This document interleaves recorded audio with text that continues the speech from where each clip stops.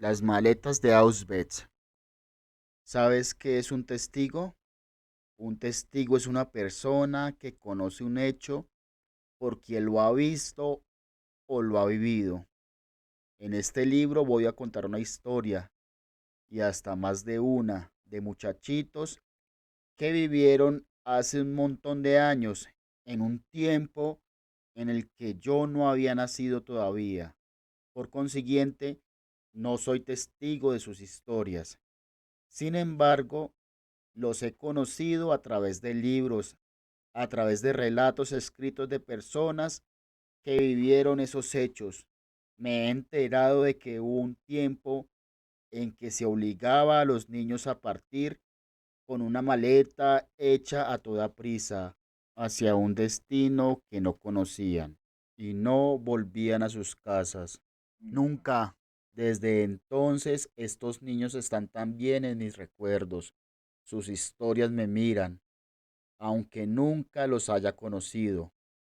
Un escritor que se llama Paul Auster ha escrito que la memoria es un lugar real que podemos visitar.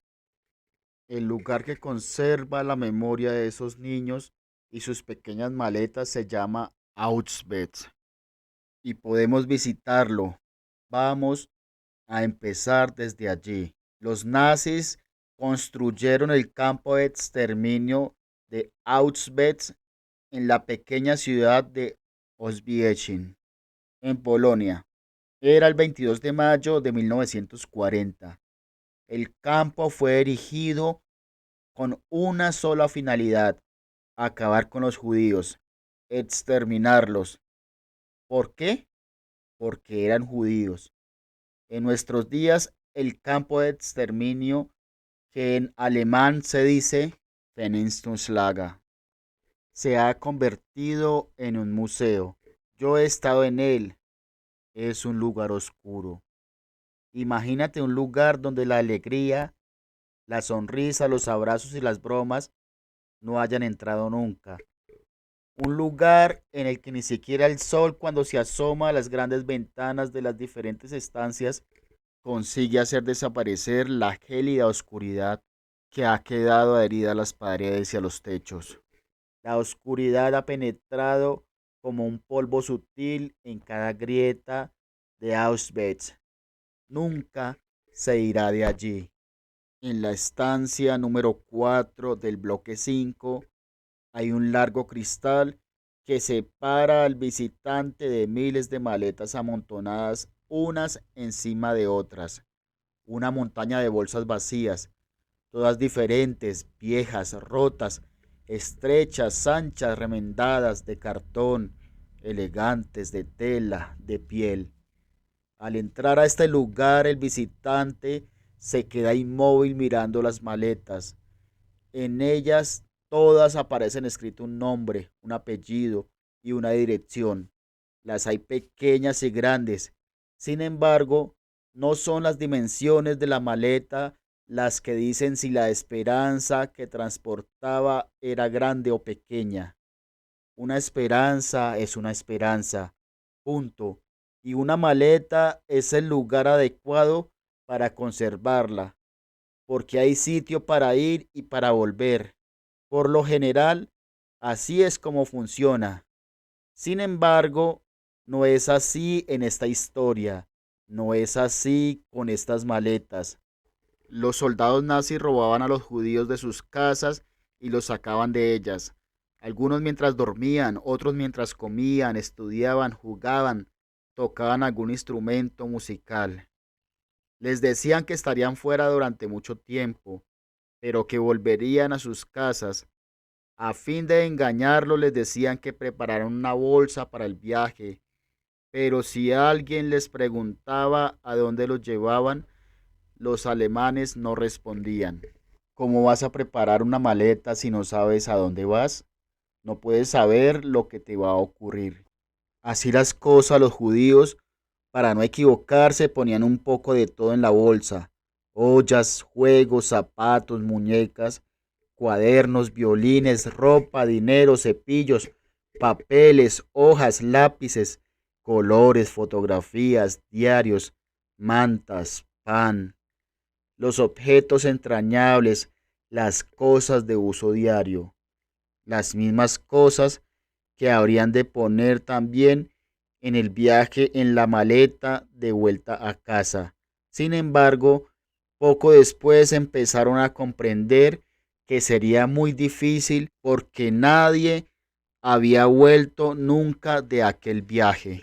Adolf Hitler decidió que los judíos debían ser exterminados en los campos de concentración.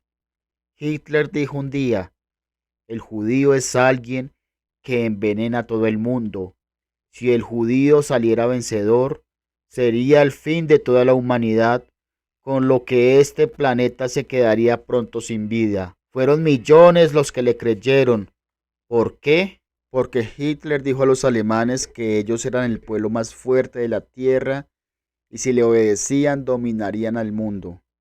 Cerraron los ojos, inclinaron la cabeza, obedecieron y construyeron Fenestuslaga en muchas ciudades de Europa. Y uno de esos campos de exterminio es Auschwitz. Los judíos eran llevados en tren a Auschwitz, pero eran trenes especiales. No habían asientos como cuando vamos de excursión.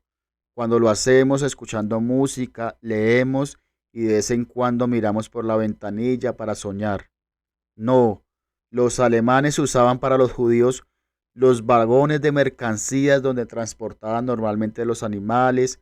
Las personas debían permanecer de pie, aferradas unas a otras, sin agua ni comida durante días, sin poder bajar, sin poder lavarse, sin poder ir al baño. Morían muchos en el tren porque aquel viaje estaba pensado para que ninguno de ellos volviera a casa. Sin embargo, los nazis hacían pagar billete para aquel viaje que era solo de ida. Los que conseguían llegar a Auschwitz bajaban de los trenes y se encontraban a los nazis esperándolos y los golpeaban y les gritaban. Después los soldados empujaban a los niños.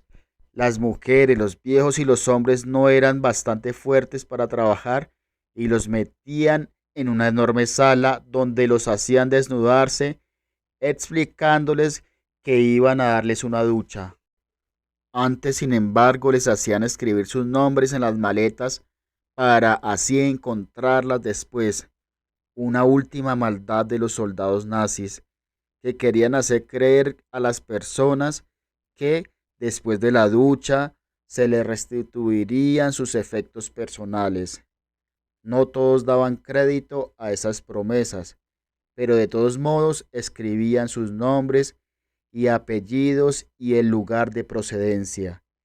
En cualquier parte que los precipitaran, deseaban que quedara constancia escrita de que habían existido.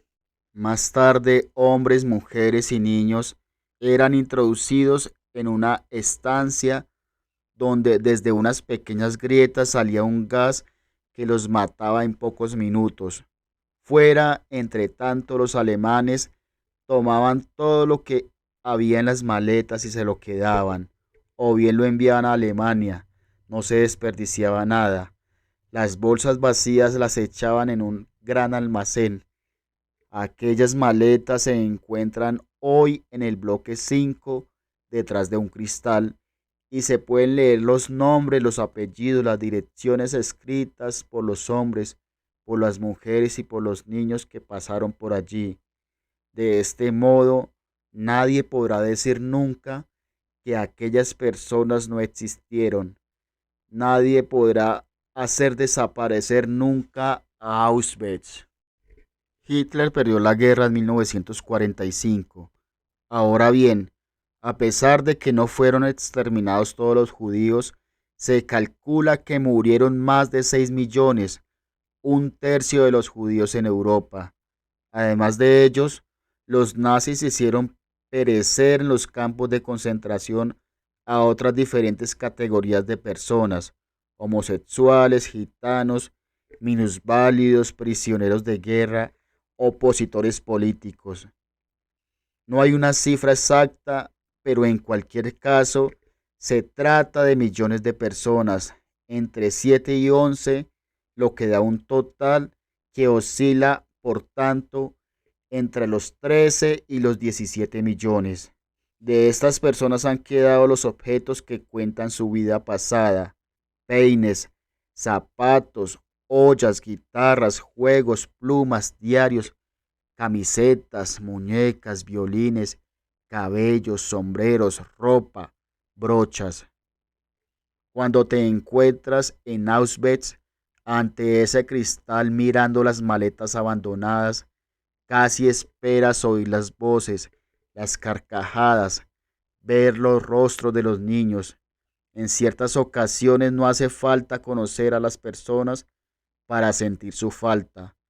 Basta con un nombre escrito sobre la maleta de un extraño que partió en un tren para desaparecer. Detrás de ese cristal me ha acontecido oír las voces de Carlo, Hannah, Jacob, Darwin, Emmeline. Al principio eran voces desconocidas y parecían todas iguales. Sin embargo, aguzando el oído, he aprendido a distinguirlas y ahora ya no me son extrañas. Me gustaría quitar el cristal, abrir las maletas con los nombres y buscar la esperanza que ha quedado dentro de ellas. Me gustaría liberarla. Estoy segura de que volvería a casa.